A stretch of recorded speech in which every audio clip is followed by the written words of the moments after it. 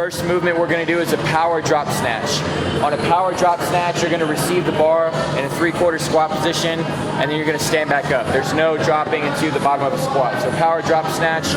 Here, I'm going to dip drive, catch, stand up. Go into that 3/4 squat position. So I'm going to dip drive, press under the bar, catch, and stand up, okay? Anytime you're doing a movement like a jerk or a drop snatch, any kind of jerk, guys, that's not an actual press, you want to press yourself underneath the bar. Your legs and body throw the bar up off your body, then you're not pushing the bar up any higher. You're mainly pressing yourself underneath the weight. The bar will go a little higher, but think more driving yourself underneath the weight, okay?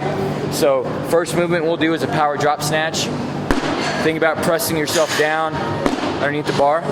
You're gonna get 3 power drop snatch. Then we'll do 3 power drop snatch with an overhead squat added to it.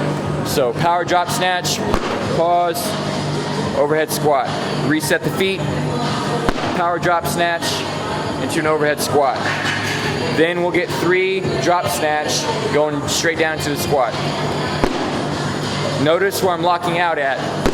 The lockout happens well before my hips get below parallel, okay? So when you drive under, even when you're doing the full movement, whether it's a drop snatch or it's a full snatch, you should be aggressive on your turnover and you should lock out somewhere at parallel or higher before you go down to a full squat.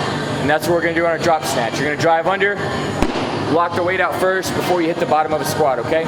Whenever you're going down, I want you to think about having control through the full range of motion, okay? So that's the part right here, in the middle of the lift, whenever people are snatching, this is the hardest part to stabilize the weight overhead and control.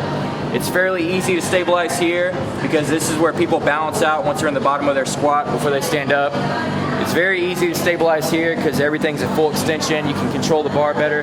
But right here is where people lose lifts and things get a little weird and funky, okay?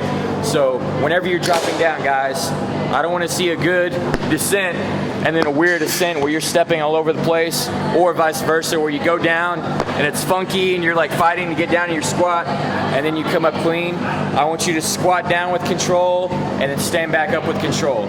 So once your feet move out horizontally, there should be no more foot movement or lateral movement with your body. You're standing straight up once you come straight up from the bottom of a squat, okay? So let's start adding weight to the bar. Warm up to 70% of your snatch, and we have 4 sets of 2 at 70%.